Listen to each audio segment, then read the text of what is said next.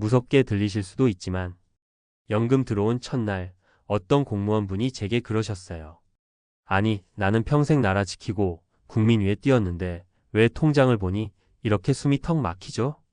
그 말이 아직도 귀에 생생합니다. 연금이 들어온 날은 기쁨보다 공포가 먼저 온다는 사실 혹시 여러분도 느껴보셨나요? 사실 우리 세대 대부분이 그래요. 평생 안정적인 직장이라고 믿고 일했고 공무원 연금이라도 있으니 노후는 괜찮겠지라고 스스로를 달래며 버텼는데 정작 그 연금이 통장으로 들어오는 순간부터 현실이 확 눈앞에 다가옵니다. 아, 이 돈으로 내가 진짜 살아갈 수 있을까? 머리가 하얘지고 계산기 두드리는 손이 떨리는 그 느낌. 은퇴자들 사이에서는 이걸 연금 쇼크라고 부르더라고요. 이제는 숨기지 않아도 됩니다. 공무원이든 사기업 출신이든 결국 은퇴 후에 가장 큰 두려움은 똑같아요. 수입이 줄어드는 속도가 생활비가 나가는 속도를 따라잡지 못한다는 현실이죠. 오늘은 그래서 공포감이 들 정도로 진짜 현실을 잊지만 그대로 말씀드리려고 해요. 구체적인 사례까지 담아서요.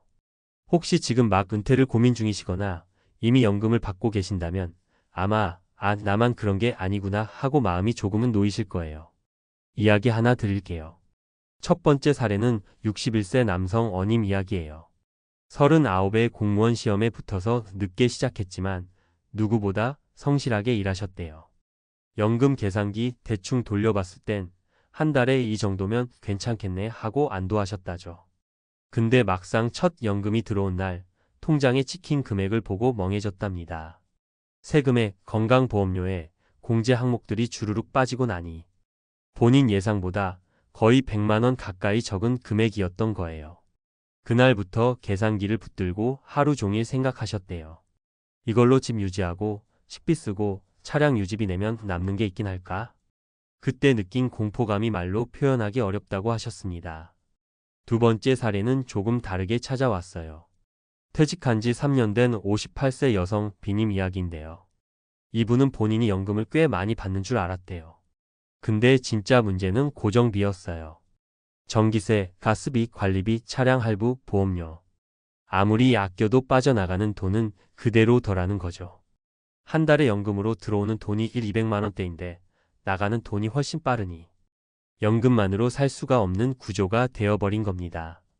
그래서 결국 마트 시식 아르바이트까지 시작하셨는데요. 내가 왜 아직도 일하고 있지? 은퇴라더니 왜 더 바빠진 걸까? 이런 허탈감이 밀려왔다고 하셨습니다. 특히 비님은 물가가 너무 빠르게 오르는 게 가장 두렵다고 했어요. 내 연금은 그대로인데 물가는 뛰고 그러니 매달 마이너스가 나는 거죠. 이 말 정말 많은 분들이 공감하실 겁니다. 세 번째 사례는 63세 신임 얘기예요. 이분은 연금액 자체는 괜찮았어요. 근데 문제는 예상 밖의 의료비였어요. 60대가 되고 나니 병원비가 갑자기 늘기 시작하더라는 거예요. 혈압약, 콜레스테롤약, 정기검진, 스케일링, 치과치료. 본인은 아프지 않다고 생각했는데 막상 은퇴하니까 몸이 여기저기서 신호를 보내기 시작한 겁니다. 한 달 병원비만 30, 50이 훌쩍 나가고 큰 치료라도 생기면 100만 원대가 금방 넘더라는 거죠. 결국 연금에서 의료비를 떼고 나면 생활비가 턱없이 부족해졌고 그래서 선택한 게 뭐였냐면요. 택시 운전 부업이었어요. 연금이 있다고 해서 노후가 편안하다는 건 착각이더라고요. 의료비 앞에서는 그게 다 무너집니다. 이 말이 너무 뼈아프죠. 이렇게 세 가지 이야기를 들려드렸지만 사실 이건 아주 대표적인 사례일 뿐이에요. 지금 은퇴자들 사이에서 가장 큰 공포는 연금이 생각보다 너무 적고 지출이 너무 많다는 사실이에요. 여기에 의료비가 불쑥불쑥 올라오고 물가는 연금 상승률보다 훨씬 빨리 뛰니까 연금으로 살아간다는 게 현실적으로 거의 불가능해지는 겁니다. 여러분도 은퇴 고민하실 때 이런 생각 많이 해보셨죠? 그래도 공무원 연금이면 버틸 수 있겠지? 근데 요즘 세대의 공무원 연금은 예전처럼 여유 있는 노후가 아니에요. 물가 상승률, 보험료, 의료비, 예기치 못한 비용. 모두가 손잡고 연금을 갉아먹고 있어요. 그렇다고 너무 절망하실 필요는 없습니다. 왜냐면 이 불안한 감정은 여러분만 느끼는 게 아니니까요. 대부분의 은퇴 공무원분들, 그리고 사기업 은퇴자들도 같은 고민을 하고 있어요. 내가 무엇을 대비해야 할까? 지금 뭐부터 줄여야 하지? 연금 외 수입 하나라도 만들어야 할까? 이런 고민들은 너무 자연스러운 겁니다. 앞으로 이야기할 부분에서는 연금 외 수입을 어떻게 만들지, 생활비 구조를 어떻게 줄일 수 있는지, 그리고 의료비 리스크를 어떻게 관리할지, 이런 현실적인 얘기까지 이어서 알려드릴게요. 지금 이 순간에도 누군가는 통장 앞에서 멍해져 있을지 모릅니다. 내가 이 돈으로 살 수 있을까? 하지만 그 두려움은 대비하는 순간부터 줄어들기 시작합니다. 그래서 이제 중요한 건 어떻게 그 두려움을 이겨낼 수 있을지에 대한 방법이죠. 연금만으로는 부족하다면 다른 방법을 찾아야 하는데요. 어떻게 할 수 있을까요? 오늘은 연금 외 수입을 만들 수 있는 방법과 생활비를 어떻게 줄일 수 있는지에 대해 이야기해 보겠습니다. 먼저 연금 외 수입 만들기부터 이야기할게요. 많은 은퇴자들이 연금만으로는 생활이 어려운 상황에서 부업을 시작합니다. 예를 들어 택시 운전이나 배달 아르바이트가 대표적인 예시죠. 물론 모두가 이런 일을 하고 싶지는 않지만 자유롭게 시간을 조절할 수 있는 아르바이트를 찾아보는 게 좋습니다. 저는 60대 초반의 한 분을 기억하는데요. 이분은 은퇴 후 시간을 보내다 보니 자신에게 가장 맞는 일이 무엇인지 고민을 하셨어요. 결국 자신이 좋아하는 취미 활동을 하면서 돈을 벌 수 있는 방법을 찾았습니다. 바로 온라인 강의였어요. 이분은 예술 쪽에 재능이 있어 그림을 그리고 글씨를 쓰는 걸 좋아했거든요.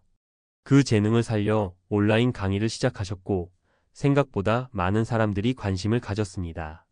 물론 강의 하나로 큰 수익을 얻는 건 아니었지만 꾸준히 수입을 창출할 수 있는 길을 열었다는 점에서 의미가 컸습니다. 이처럼 은퇴 후에도 자신이 잘할 수 있는 일을 찾아서 자유롭게 일을 하면서 추가 수입을 얻는 방법을 찾는 것이 중요해요. 일할 수 있는 시간이 제한적이지만 자신이 즐기면서 할 수 있는 일이라면 더 오래 할 수 있겠죠. 두 번째로 생활비를 줄이는 방법입니다. 여기서 중요한 건 돈이 빠져나가는 곳을 세밀하게 분석하는 거예요. 예를 들어 불필요한 소비를 줄이는 것이죠. 많은 은퇴자들이 매달 나가는 고정비를 줄이기 위해 주택 크기 축소나 차량 유지비 절감을 선택합니다. 예전에는 큰 집에서 살았지만 이제는 작은 아파트나 소형 주택으로 이사를 가는 경우가 많습니다.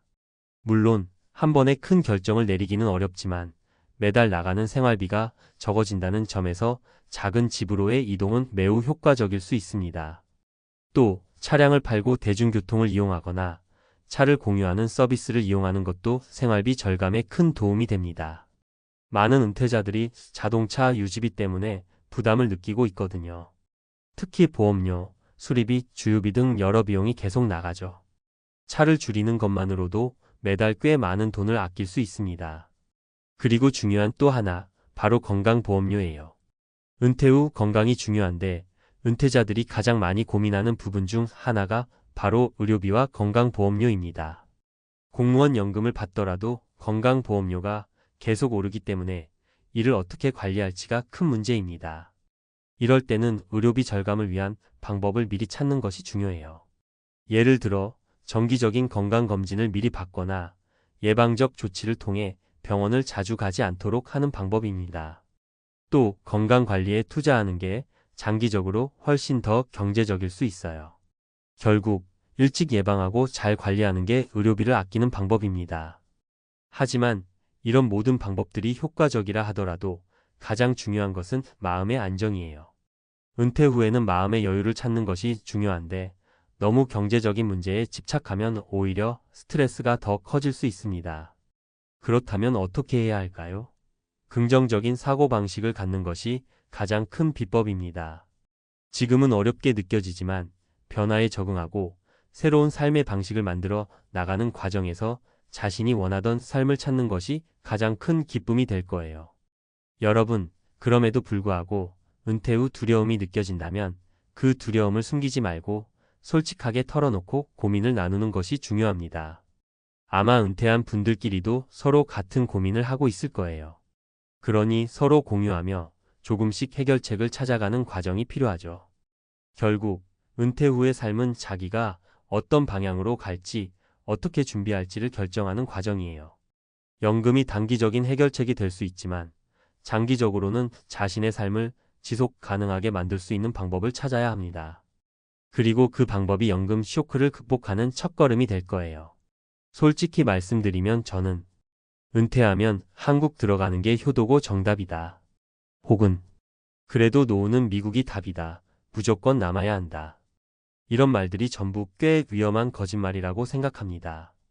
네, 농담 아니고요. 진심입니다. 그리고 이 태도는 오늘 영상 끝까지 절대 안 바뀔 겁니다. 지금까지도 가끔 이런 오해를 받았어요. 아니 맨날 여기민의 그늘 얘기하더니 한국 비판이냐? 미국 힘들다더니 결국 다 떠나라는 거냐? 근데요, 제 입장은 처음부터 한 번도 안 바뀌었습니다. 한국이냐 미국이냐는 목적지가 아닙니다. 진짜 목적지는 어디서 살든 버틸 수 있는 삶의 구조입니다. 그리고 한국 가면 싸게 산다. 미국 남으면 의료가 편하다. 이런 식의 단순한 구호는 사랑도 아니고 지혜는 더더욱 아닙니다. 여러분 중에 이런 생각 한 번쯤 해보셨을 겁니다. 그래도 나이 들어선 한국 가서 말 통하고 살고 싶다. 또 어떤 분은 이렇게요. 아니야, 한국 물가 장난 아니래. 그냥 미국에서 메디케어 믿고 버티자. 맞아요. 둘 다 이해돼요. 너무 이해돼요. 근데 솔직히 말해봅시다. 이 고민 대부분 계산의 결과라기보다 그냥 막연한 낙관 아닙니까? 한국 가면 월 250만이면 되겠지 뭐. 미국에 있으면 소셜연금 2,000불 나오니까 어떻게든 되겠지? 애들 근처면 뭐 굶어 죽겠어? 이런 말들 다 들어보셨죠? 근데 이게 다 무슨 말인지 아세요? 난 구체적으로 계산하기가 너무 무섭다. 그래서 그냥 느낌으로 버티고 싶다. 라는 마음의 다른 표현일 때가 많습니다. 여기서 제가 오늘 하고 싶은 얘기가 시작됩니다. 여러분, 우리가 지난 세월 동안 배운 건 한국이 짱이다도 아니고 미국이 무조건 답이다도 아닙니다. 우리가 진짜 배워야 할 문장은 이거예요. 막연한 낙관은 우리를 배신한다. 지혜로운 계산만이 우리를 살린다. 여러분, 이기심이 욕망의 영역이듯이 어디서 살고 싶은가라는 문제도 사실 욕구의 영역입니다. 따뜻한 국밥이 생각나고 지하철 멀쩡하게 다니는 서울이 그립고 동네 마트에서 한국말로 수다 떨고 싶은 마음. 미국에선 또 어때요? 넓은 마당, 조용한 공원, 익숙한 마트, 오래 다닌 교회 성당 성전, 한인 커뮤니티에서 쌓은 관계들. 이게 다 욕구예요. 다 너무 자연스러운 이기심입니다. 그 자체는 일도 나쁘지 않습니다. 문제는 이 욕구를 어떻게 쓰느냐죠. 막연한 낙관은 이렇게 말합니다. 한국 가면 물가 싸다며. 월 20만 250이면 충분하다더라. 미국은 그래도 소셜 메디케어 있으니까 어떻게든 되지. 다들 그렇게 산대. 나도 그냥 따라가면 되겠지. 여러분, 이런 말 들으면 마음이 좀 편해지죠? 그게 바로 방어 기제입니다. 미래를 정확히 계산해서 불편한 진실을 보는 대신 내가 견딜 수 있는 달콤한 말만 붙잡는 거예요. 에이, 내가 설마 길바닥 나앉겠어? 에이, 설마 애들이 나 버리겠어? 에이, 설마 나라가 노인들 버리겠어? 이렇게 말하면서 엑셀 파일은 절대 안 엽니다. 가계부는 중간에 끊기고 한국 3개월 살아보기, 미국 3개월씩 나눠보기 같은 테스트도 하지 않습니다. 왜요? 그걸 해버리면 내가 생각했던 인생이랑 실제 숫자가 너무 다르네? 라는 걸 인정해야 하거든요. 그 괴리감이 너무 불편해서 억압해 버리는 겁니다. 심리학적으로 보면 아주 전형적인 패턴입니다. 현실을 마주하는 대신 머릿속에서 괜찮을 거야 라는 이야기로 덮어버리는 것. 멋있게 말하면 자기 합리화, 솔직히 말하면 겁먹은 회피입니다. 자, 이제 숫자 얘기를 좀 해볼게요. 너무 추상적으로만 말하면 또 철학 타령이네 하실 테니까요. 첫 번째 사례입니다. 한국이 만만하다고 믿었다가 무너진 부부의 이야기예요. 이 부부는요, 미국에서 30년 넘게 일하고 집 한 채 팔고 IRAS 401k 정리해서 대략 한화 7억 정도를 만들었습니다. 우리 둘이니까 한국 가면 월 250만이면 충분하대. 7억이면 20년은 거뜬하겠네. 80대 중반까지야 뭐. 계산 이게 끝입니다. 한국에 들어갔습니다. 전세 들어가고 보증금 박아넣고 나니까 손에 남은 건 3억 조금 넘는 돈. 월 250만을 쓰겠다고 마음먹었는데 실제 지출이 얼마가 나왔을까요?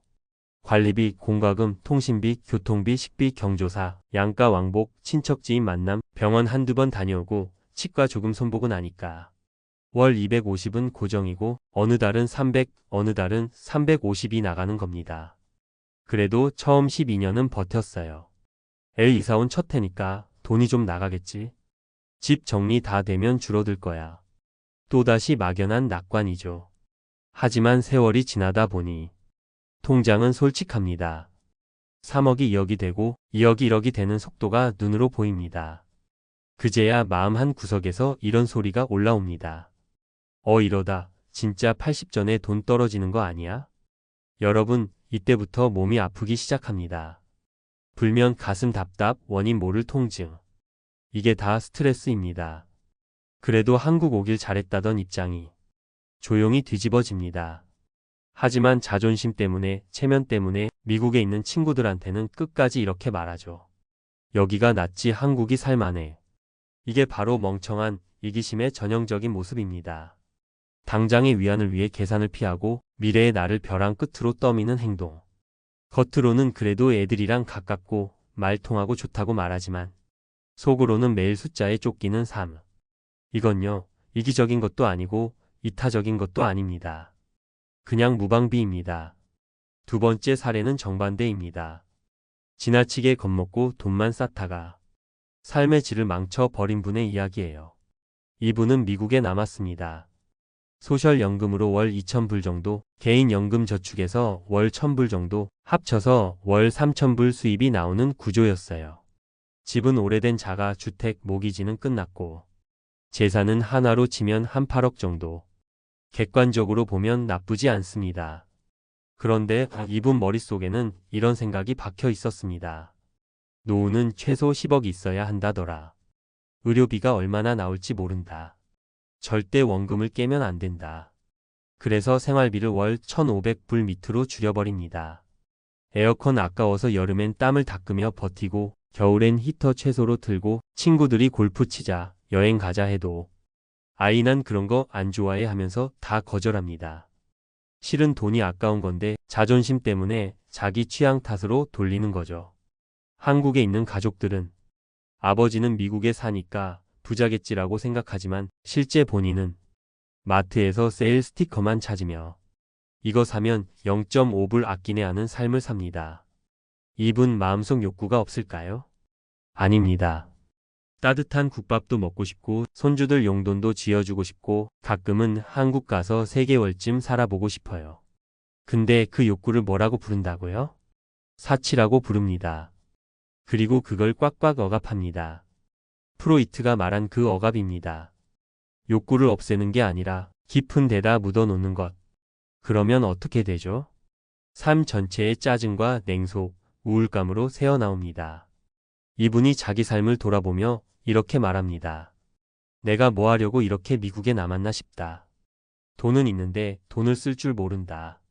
이게 또 하나의 멍청한 이기심입니다.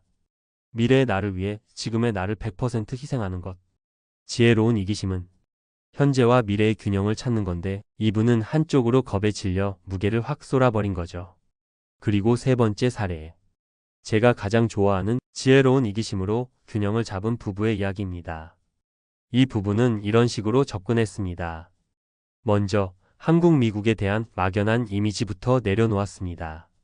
한국이 말 통하니까 좋다더라. 미국은 의료가 싸니까 좋다더라. 이런 식의 카더라는 전부 보류. 대신 이렇게 스스로에게 물었습니다. 우리가 진짜 어떻게 살고 싶은지부터 정하자. 그래서 둘이서 종이에 적기 시작합니다. 하루 루틴, 언어, 친구관계, 종교생활, 취미, 병원 접근성, 대중교통, 차 운전 가능 여부, 손주와의 거리, 사후 처리까지. 감정부터 꺼내놓고 나서 그 다음에 숫자를 붙였습니다. 한국에서 이 삶을 살면 월 얼마가 필요하지? 미국에서 이 삶을 유지하려면 월 얼마가 필요하지? 대충이 아니라 실제로 계산했습니다. 한국 기준 월 300만 시나리오, 250만 시나리오, 미국 기준 월 3,000불, 3,500불 시나리오. 집 유지비, 보험료, 병원비, 왕복 항공료까지 같이 넣었습니다. 그리고 여기서 끝내지 않았습니다. 가장 훌륭했던 건 시험 운영을 했다는 겁니다. 한국에 3개월, 미국에 9개월. 그 다음에는 한국 6개월, 미국 6개월. 이렇게 2년을 보내면서 실제 지출과 감정을 기록했습니다. 서울에서 살 때 사람이 많아서 에너지가 빠지더라. 지방 소도시는 공기는 좋은데 병원이 멀다. 미국에 있으면 외롭지만 차 끌고 다니는 자유는 좋다. 이 모든 걸 적어놓고 나니 이 부부만의 결론이 나왔습니다. 완전 한국행도, 완전 미국 잔류도 우리에겐 아니다.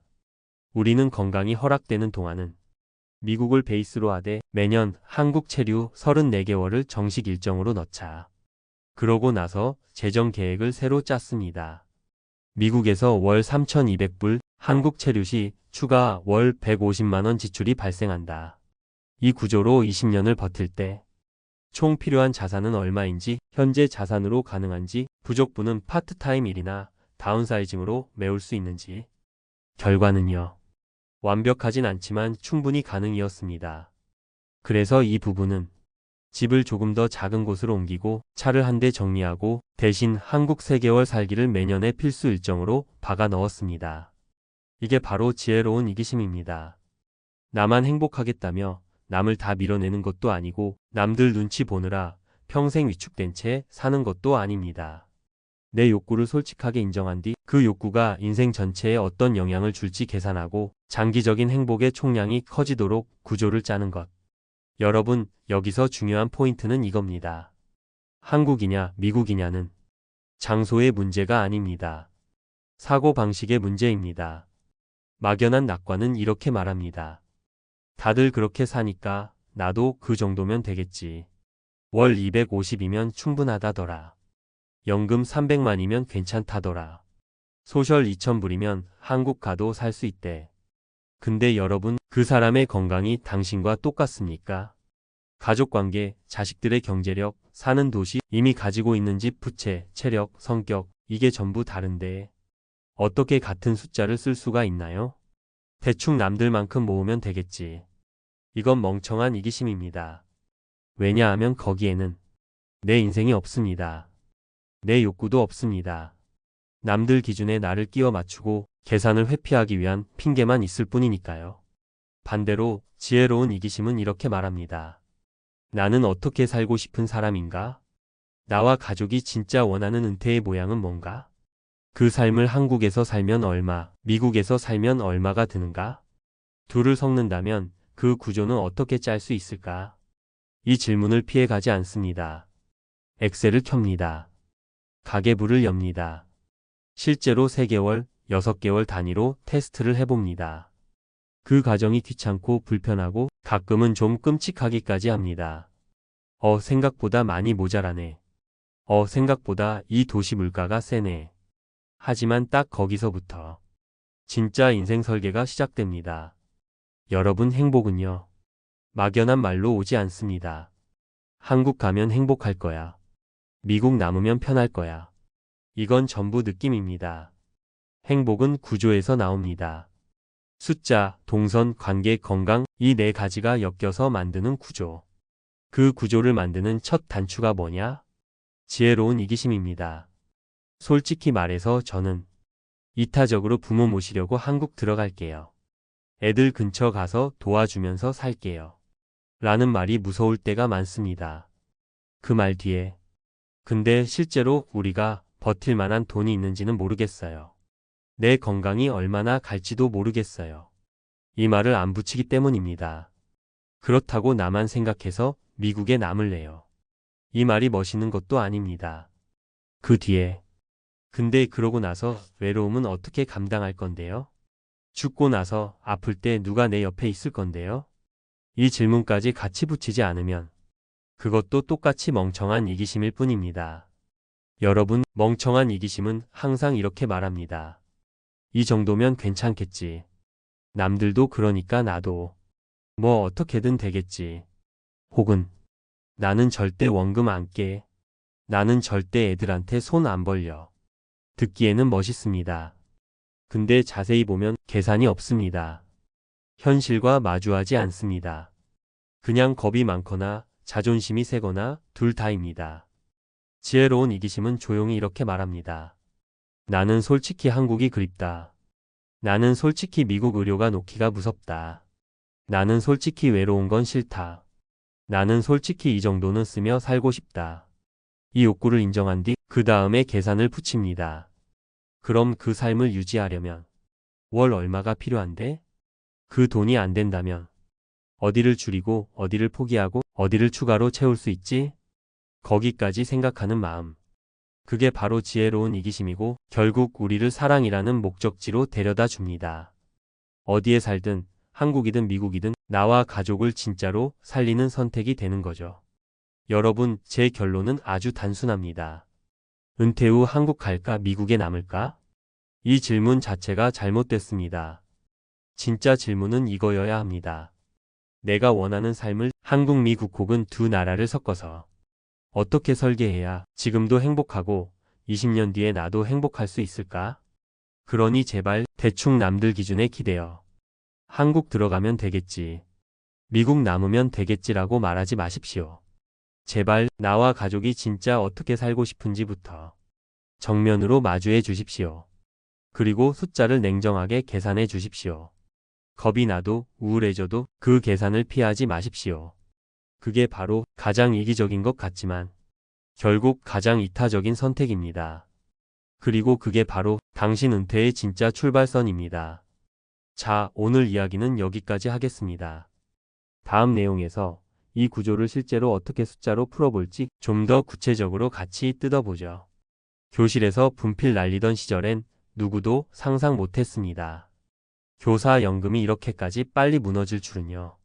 그래도 교사는 안정적이다. 연금만 받으면 평생은 걱정 없다. 이런 말 이제는 누구도 쉽게 못합니다. 왜냐하면 은퇴한 교사들 스스로가 먼저 말하거든요. 연금 받아도 못 살겠다. 이게 무슨 부자예요? 하고요. 사실 많은 분들이 비슷한 기대를 하고 은퇴하셨을 거예요. 나는 교사였으니까 국민연금보다 훨씬 많이 받으니까 그래도 여유 있게 살겠지. 그런데 막상 연금을 받아보면 그 금액이 생각보다 빠르게 줄어듭니다. 특히 물가가 이렇게 치솟은 상황에선요. 은퇴 직전만 해도 이 정도면 괜찮겠지 했던 숫자가 은퇴 후 1년이 지나면 그냥 종이에 적힌 숫자일 뿐이라는 걸 뼈저리게 느끼게 되죠. 저도 이런 교사분들 이야기를 들을 때마다 정말 마음이 무거워요. 왜냐하면 교사 연금 안정이라는 믿음 아래 오랫동안 살아오셨던 분들이 은퇴하고 나서야 이게 아니었구나 깨닫는 모습이 너무 공감되거든요. 자식들 교육시키느라, 집 한 채 겨우 유지하느라 노후 준비를 따로 할 여력이 없었던 분들도 많았고요. 결국 기대했던 건 연금 하나였는데 정작 그 연금이 은퇴 후 삶을 완전히 지탱해주지 못하니 공포가 밀려오는 겁니다. 이제부터 말씀드릴 이야기는 교사분들만의 이야기가 아닙니다. 나는 연금이 있으니까 괜찮다고 생각하는 모든 은퇴자에게 해당되는 아주 현실적인 이야기예요. 듣다 보면 섬뜩할 수도 있지만 미리 알아두면 대비할 수 있습니다. 그래서 더 중요합니다. 은퇴 후 교사 연금이 왜 이렇게 빨리 무너지는지 많은 분들이 처음 실수하는 지점부터 알려드릴게요. 첫 번째는 연금 받으면 월세 생활비 정도는 충분히 되겠지라는 착각이에요. 예전에는 그랬죠. 물가도 낮았고 외식도 지금처럼 비싸지 않았고 의료비도 지금만큼 부담스럽지 않았어요. 그런데 지금은 연금 250만 원, 300만 원 받아도 손에 남질 않습니다. 세금 나가죠. 건강보험료 나가죠. 기본 생활비만 해도 훌쩍 올라갔고요. 두 번째 문제는 은퇴 전에 계산했던 적정 노후 비용이 현실과 달라졌다는 겁니다. 20년 동안 물가가 얼마나 올랐는지 감이 안 오실 수 있는데요. 그냥 간단하게 말해볼게요. 20살이 60이 되는 동안 만원짜리 점심이 2만 원이 되었어요. 그런데 연금은 그 속도를 따라가지 못했죠. 물가 상승률 대비 연금 증가율이 턱없이 낮기 때문입니다. 세 번째는 너무 많은 교사분들이 나는 공무원이니까 건강보험료도 덜 나오겠지라고 오해하셨다는 거예요. 그런데 연금액이 올라가면 건강보험료도 같이 올라갑니다. 특히 노후에 병원 갈 일이 많아지면 지출은 기하급수적으로 늘어나죠. 실손보험이라도 유지하고 계시면 다행인데 갱신보험료가 너무 올라서 중간에 해지하시는 분들도 많아요. 그 순간부터 의료비 폭탄이 터지는 겁니다. 이제 이 상황을 더 생생하게 느끼실 수 있도록 실제 은퇴 교사 세 분의 이야기를 들려드릴게요. 사례 하나. 경기도에서 33년 교직 생활을 하신 A 선생님은 은퇴 뒤 290만 원의 연금을 받습니다. 이 정도면 괜찮지 않을까? 했대요. 그런데 막상 살아보니 전혀 아니었습니다. 매달 관리비와 보험료, 기본적인 공과금만 내면 100만 원이 훌쩍 넘었고요. 식비까지 하면 벌써 200만 원이 가까워집니다. 나머지 80만 원으로 병원비, 교통비, 예상 못한 지출을 감당하려니 적자가 나기 시작했고요.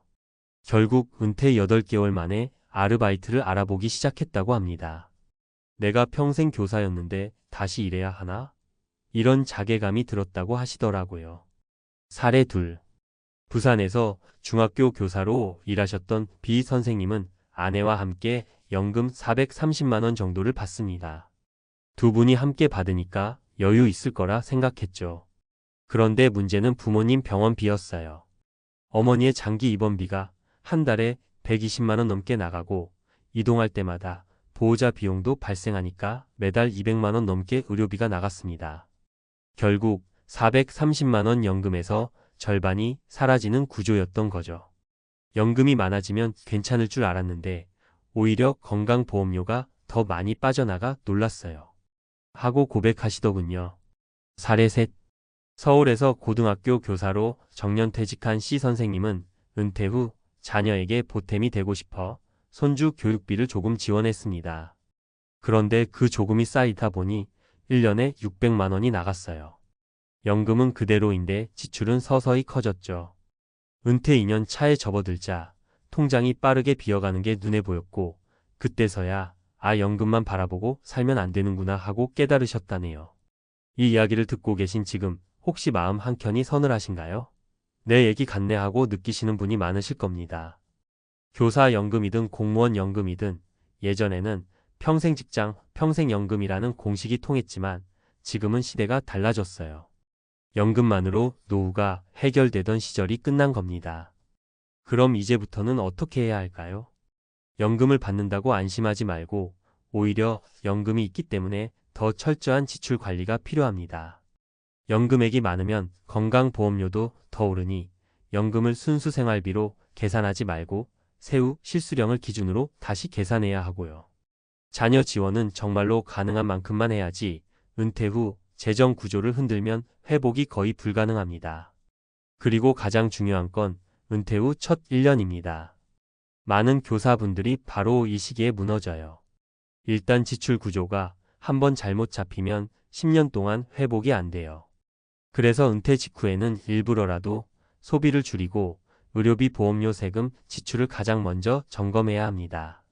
교사 연금이 나쁘다는 게 아니라 시대가 변했고 연금의 가치가 예전만 못하다는 걸 인정해야 현실적인 대비가 가능해져요. 연금 부자니까 괜찮다라는 말, 이제는 스스로 속이는 말이 될 수 있다는 걸요. 은퇴는 누구에게나 처음이지만 실패는 누구에게나 치명적입니다. 더 늦기 전에 알고 준비해야 은퇴 후에 공포가 아닌 안정이 찾아옵니다. 그럼 이제 은퇴 후의 불안정을 극복하기 위해서 필요한 점들을 더 깊이 이야기해 볼게요. 은퇴 후에 경제적인 안정을 찾으려면 미리 준비하는 것이 무엇보다 중요합니다. 그럼 무엇을 준비해야 할까요? 교사 연금만으로는 부족하다면 다른 대체 수입원이나 저축, 그리고 투자가 필요하다는 결론에 도달하게 됩니다. 1. 연금 외에 대체 수입원 마련. 교사 연금이나 공무원 연금만으로는 점차 커져가는 생활비를 감당하기 어려운 상황이 많습니다.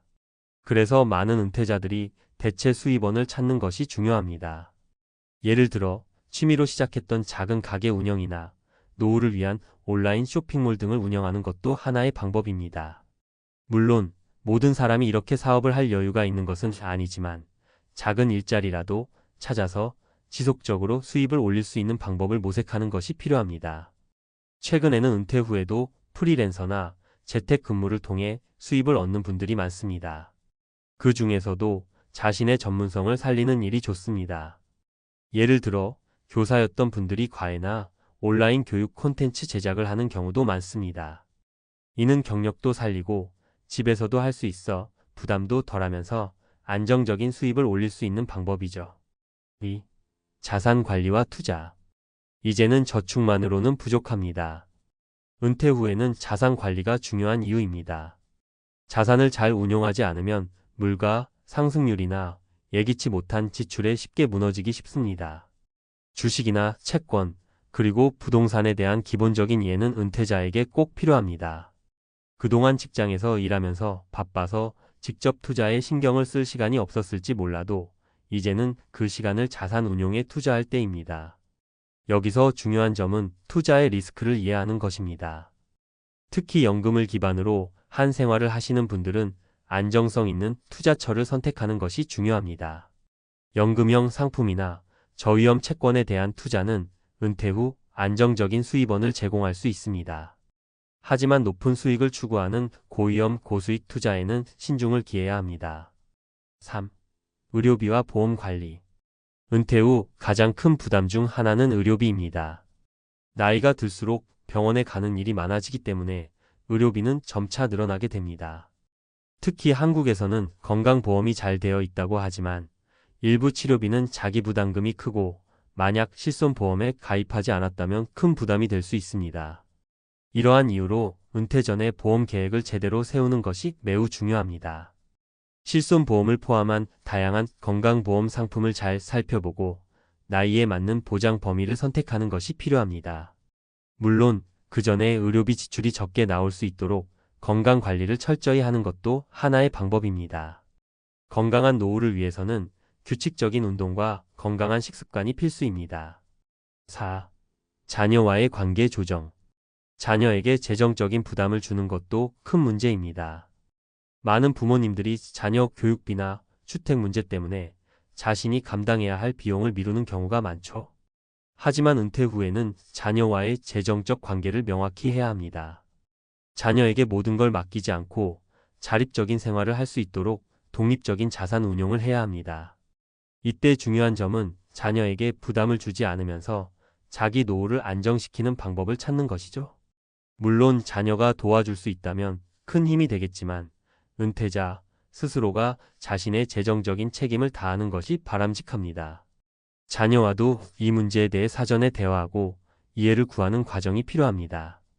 이처럼 은퇴 후의 삶은 철저한 준비가 없으면 쉽게 무너질 수 있습니다. 교사 연금은 물론 공무원 연금도 한계가 있기 때문에 다양한 수입원과 자산 관리가 필수입니다. 또한 예상치 못한 의료비와 보험 관리도 간과해서는 안 될 부분입니다. 가장 중요한 것은 자기 자신이 준비하는 것입니다. 은퇴 후의 삶을 위해 지금부터라도 실질적인 준비를 시작해야 내일을 두려워하지 않고 행복하게 살아갈 수 있습니다. 평생 벌어 쌓아온 노후가 연금 첫날 한순간에 무너져 버렸다는 말, 정말 과장이 아니라는 걸 아시잖아요. 저도 처음엔 설마 그렇게까지 했는데요. 실제 60년 대생분들 이야기 들어보면 한결같이 이렇게 얘기하십니다. 이게 뭐야, 이 돈으로 어떻게 살아? 연금이 들어온 날이 기쁨의 날이 아니라 앞으로 펼쳐질 현실이 적나라하게 드러나는 경고장이 되어버린 순간. 그래서 많은 분들이 바로 그날부터 공포가 시작됐다고 말합니다. 사실 우리 세대는 늘 이런 희망 섞인 말을 듣고 자랐잖아요. 니들 나이쯤 되면 연금 나와서 편하게 산다. 국가가 어떻게든 지켜준다. 그런데 정작 우리가 은퇴할 나이가 됐을 때 돌아온 건 기대와는 너무 다른 월 몇십만 원대의 연금, 거기에 물가 보험료 세금은 몇 배로 치솟아버린 현실이었죠. 그러니 연금 들어온 날 통장 보면서 허탈함과 두려움이 한꺼번에 밀려오는 게 당연한 겁니다. 나만 힘든 줄 알았는데 주변 친구들도 똑같이 무너지고 있었다는 걸 알고 더 공포스러운 거예요. 아, 우리 세대 전체가 위험하구나. 이 사실이 진짜 무섭습니다. 특히 60년 대생들은 부모 부양도 해봤고 자녀 교육비에 허덕였고 집 한 채 마련하느라 죽도록 일했던 세대예요. 그래서 그래도 연금은 나오겠지 하고 버텼던 거고요. 하지만 은퇴하고 연금 첫 회차 받는 순간 현실이 너무 적나라하게 드러나 버립니다. 내가 이걸로 평생 살아야 한다고? 그 순간 다리가 풀리고 갑자기 5년 뒤, 10년 뒤가 무서워지죠. 잠 못 이루는 밤이 그날부터 시작됩니다. 그런데 이렇게 공포스럽게만 보이던 현실도 사실 하나씩 구조를 이해하면 왜 이렇게 어려워졌는지 보이고 또 어떻게 대비해야 하는지 길이 나타납니다. 그래서 오늘은 실제 60년 대생 세 분의 사례를 통해 지금 어떤 문제들이 우리 노후를 흔들고 있는지 그리고 그 위에서 우리가 뭘 준비해야 하는지를 같이 풀어보려고 합니다. 편하게 들으시면서 아, 저 사람도 저렇구나. 나만 힘든 게 아니구나 하고 공감해 보세요. 첫 번째 사례는 서울에 사는 60대 초반의 김선배님 이야기예요.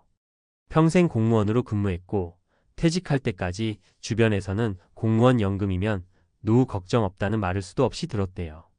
그런데 연금 첫 지급날 통장을 보고 머리가 하얘졌습니다. 본인은 최소한 150에서 200은 나오겠지 예상하셨는데 각종 공제 빠지고 실제 들어온 금액은 생각보다 훨씬 적었다는 거예요. 문제는 그 금액으로 서울에서 월세, 관리비, 보험료, 식비를 충당하니까 남는 게 거의 없다는 겁니다. 본인은 정말 절약하는 편인데도 매달 적자가 생기기 시작했고 연금이 노후 보장이 아니라 버티기 게임의 시작처럼 느껴졌다고 하더라고요. 그래서 결국 30년 넘게 살던 동네를 떠나 외곽으로 이사했습니다. 연금으로는 생활이 안 버텨지니까요. 이걸 두고 김 선배님이 하신 말이 잊히지가 않아요. 나는 평생 나라 믿고 살았는데 나이 들어 처음으로 나라가 무섭더라. 그 한마디가 진짜 우리 세대 심정을 너무 잘 보여줍니다. 두 번째 사례는 사교육으로 아이 둘을 대학까지 보낸 60년 대생 맞벌이 부부예요.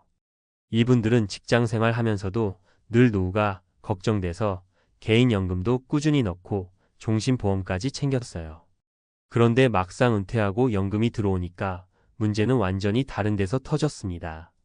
바로 현실 물가였어요. 연금 총액만 보면 괜찮아 보였는데 매달 보험료, 주민세, 교통, 비식료품, 도시가스 사용량 조금만 늘어도 금액이 훌쩍 뛰는 구조가 된다 보니 체감은 완전히 달랐던 거죠.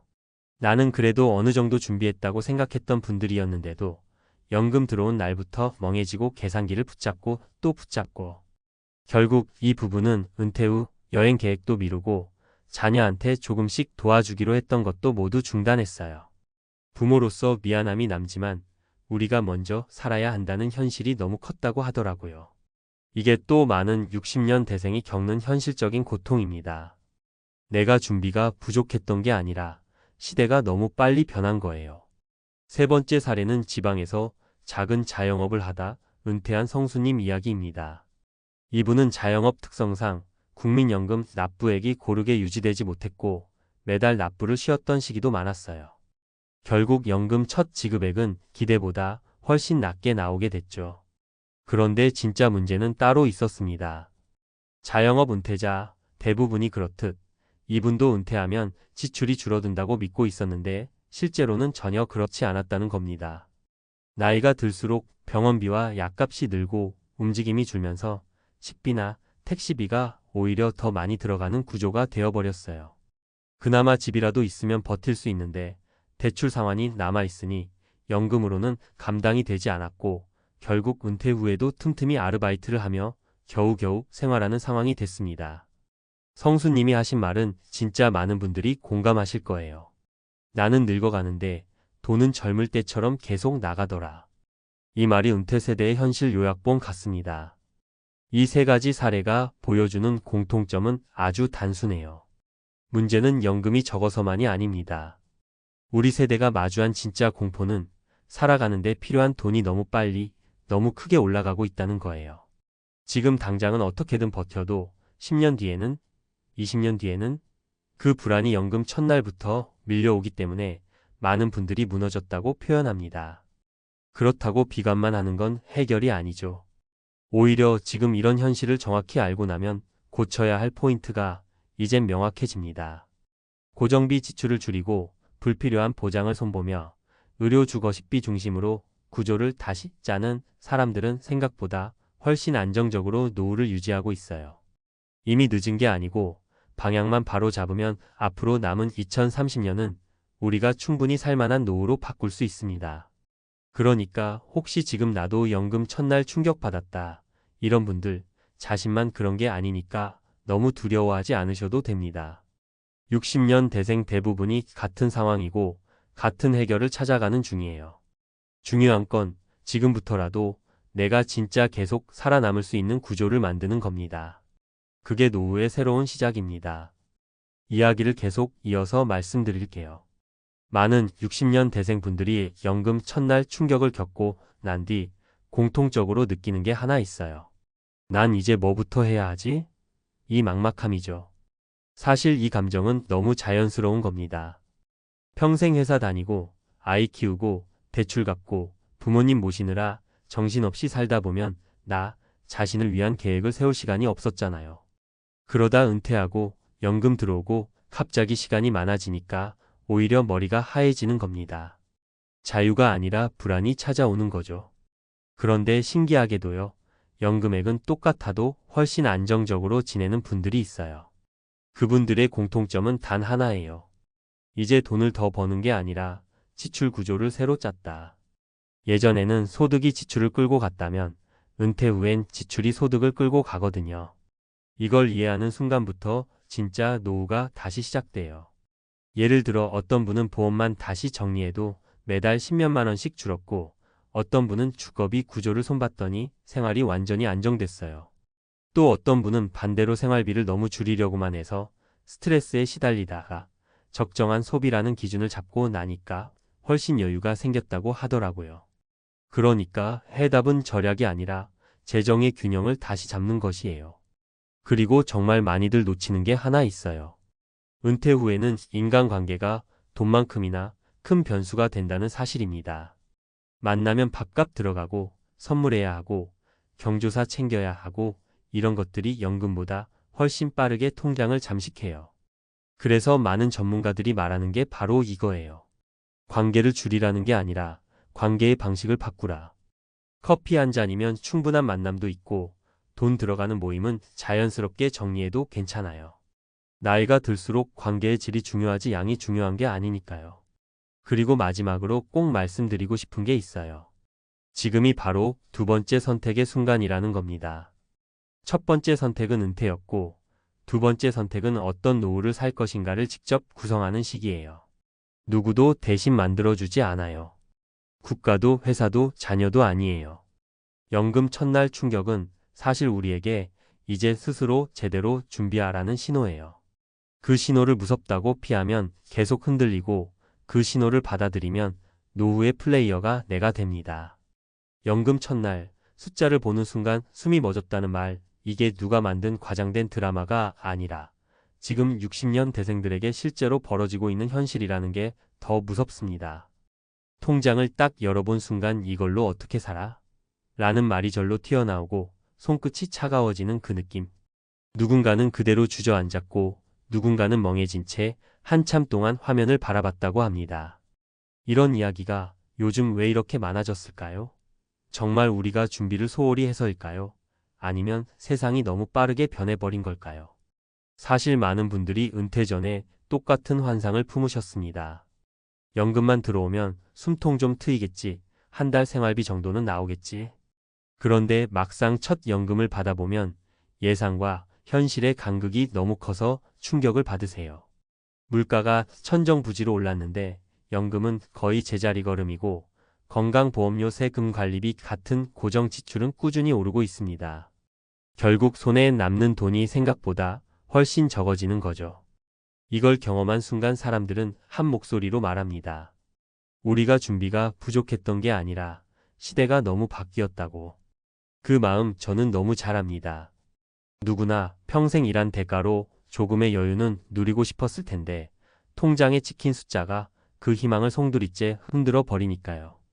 특히 60년 대생들은 부모 부양하랴, 자녀 교육하랴, 생활비 감당하랴, 본인 노후 대비까지 제대로 챙기기 어려웠던 세대입니다.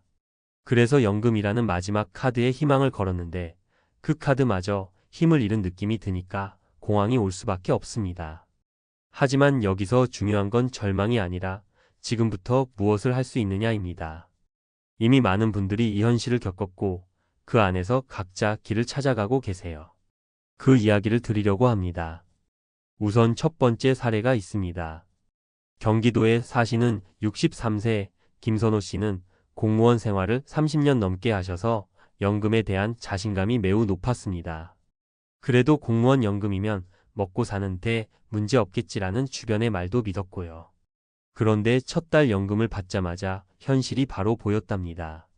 세후 금액이 예상보다 적었고 건강보험료가 생각보다 많이 빠져나갔습니다. 관리비는 계절마다 들쑥날쑥했고 고정 지출을 따져보니 연금으로만 생활하기에는 턱없이 부족했어요. 김 씨는 그때 처음으로 공황을 느꼈다고 합니다. 하지만 거기서 무너지지 않았어요.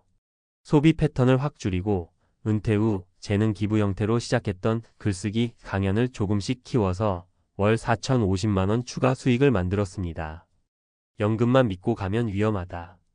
하지만 연금이 기반이 되어 나머지를 만들 수 있다라는 말을 하시더군요. 두 번째 사례는 더 절박합니다. 60년 대생 맞벌이 부부였던 박정숙 씨는 국민연금 합산으로 월 140만 원 정도 받을 거라 생각했지만 실수령액이 120만 원대에 머물렀습니다. 부부가 함께 받는 돈이라도 요즘 물가에서는 버티기가 어려웠어요. 가장 큰 문제는 병원비였습니다. 고혈압, 당뇨 같은 만성질환 약값이 계속 들어가다 보니 매달 고정 지출에서 빠져나가는 돈이 너무 많아진 겁니다. 결국 박 씨 부부는 지출 구조를 완전히 바꾸고 자녀와의 합의 끝에 배우자가 간단한 파트타임 일을 시작했습니다. 한 달 50만 600달러의 추가 수입이 들어오자 숨이 트였다고 해요. 연금을 보조할 작은 수입원 하나만 있어도 인생이 완전히 바뀌더라고 말했습니다. 세 번째 사례는 미국에서 오랫동안 일하고 은퇴한 교포 이모 씨의 이야기입니다. 이분은 한국과 미국 두 곳에서 비용을 비교하다가 더 충격을 받았습니다. 미국은 물가가 높지만 소셜연금이 꾸준히 오르기 때문에 일정 부분 버틸 수 있습니다. 반대로 한국은 물가 상승률이 높아지는 데 비해 연금 현실화 속도가 너무 느리다는 걸 확인하고 결국 미국에 머무르기로 했습니다. 이 씨가 한 말이 인상적이었습니다. 연금 금액이 적다는 사실보다 한국의 지출 구조가 나처럼 고정 수입이 작은 사람들에게 더 혹독하다는 걸 깨달았다라고요. 이 세 사례의 공통점은 하나입니다. 연금은 시작일 뿐 절대 전부가 아니다. 그리고 두 번째 공통점은 추가 수입 지출 관리 삶의 구조 조정이 반드시 필요하다는 거죠. 60년 대생에게 닥친 공황은 단순히 연금이 적어서 생긴 게 아니라 인생 후반부의 재설계를 충분히 배울 기회가 없었던 데에서 비롯된 측면이 큽니다. 지금이라도 전략을 다시 짜면 충분히 버틸 수 있고 실제로 그렇게 버티고 있는 분들도 많습니다. 그러니 통장의 숫자만 보고 절망하실 필요는 없습니다. 절망은 현실을 보게 해주는 역할만 하면 되고 이후에는 계획과 행동으로 나아가야 합니다. 추가 수입이든 지출 최적화든 거주지 선택이든 사람마다 맞는 해결책이 있고 지금 이 순간도 60년 대생 수많은 분들이 새로운 길을 찾아가고 있습니다. 공황은 지나갑니다. 다만 준비한 사람부터 차례대로 빠져나올 뿐입니다. 지금부터라도 내 연금 구조, 지출 구조, 건강비용, 주거 비용을 다시 정비하고 작은 수입원을 만들어두는 것이 현실적으로 가장 강력한 해결책이 될 겁니다. 그러면 이제부터 정말 많은 60년 대생들이 그때 이걸 알았으면 이렇게까지 불안해지진 않았을 텐데 하고 말하는 부분을 이어서 이야기해 볼게요. 연금 첫날의 충격을 지나면 대부분이 공통적으로 마주하는 단계가 있습니다. 바로 내가 생각했던 노후의 그림을 새로 그려야 한다는 현실이에요. 예전에는 은퇴하면 여유롭게 여행도 다니고 취미도 즐기고 하루하루를 천천히 보내는 상상을 했는데 막상 연금 금액을 확인하고 나면 그 판타지가 산산이 깨지거든요. 그런데 이때 정말 많은 분들이 착각을 하나 합니다. 이제 늦었다. 어떻게 해도 안 된다. 이 말이 스스로를 더 깊은 구덩이로 끌고 들어가요. 사실은 지금이 가장 중요한 시기고 되려 지금이 변화하기에 가장 좋은 시기일 때도 많습니다. 왜냐하면 은퇴 직후는 소비 패턴과 생활 구조를 가장 유연하게 바꿀 수 있는 시기거든요. 직장 출퇴근이 없으니 지출 구조를 완전히 새 판으로 짤 수 있고 시간도 자유로워서 새로운 수입원을 실험하기도 훨씬 수월해요. 그리고 무엇보다 아직 건강이 크게 나빠지지 않았다면 앞으로 10년은 충분히 움직일 수 있는 시기입니다. 이 시기를 놓치면 변화가 훨씬 더 어려워져요. 최근에 한 분이 이런 이야기를 하시더라고요. 연금 첫날 충격받고 일주일 동안 아무것도 못했는데 어느 순간 이런 생각이 들었대요. 어차피 불안한 건 똑같은데 가만히 있는 게 더 무섭다. 그래서 일단 작은 것부터 시작했대요. 커피값 한번 줄이고 카드 내역을 싹 정리해보고 집에서 하루에 1시간씩 취미였던 목공을 다시 꺼내서 온라인 판매까지 해봤답니다. 처음엔 한 달에 몇만 원 수준이었는데 꾸준히 하다 보니 지금은 월 20만 30만 원까지도 벌어요. 이분 말이 참 인상 깊었습니다.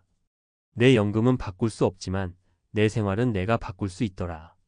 결국 은퇴 후의 공포는 돈 그 자체에서 오는 게 아니라 내가 아무것도 못한다는 무력감에서 나오곤 합니다.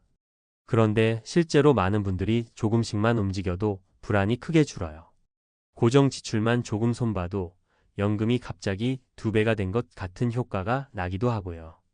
거기에 작은 수입 하나라도 만들어지면 삶의 방향이 다시 잡히고 무엇보다 마음이 안정됩니다. 연금을 한번 확인하고 나서 멘붕이 오는 건 너무나 자연스러운 일이지만 거기서 오래 머물 필요는 없습니다.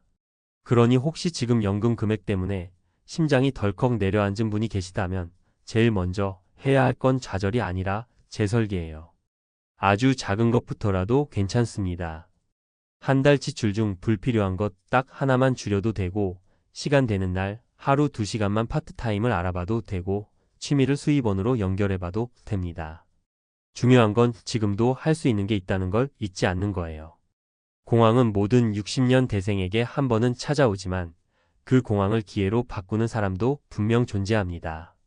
그리고 그 시작은 언제나 아주 작은 변화 하나에서 시작됩니다. 공포감을 불러일으키는 질문이 아닐 수 없습니다.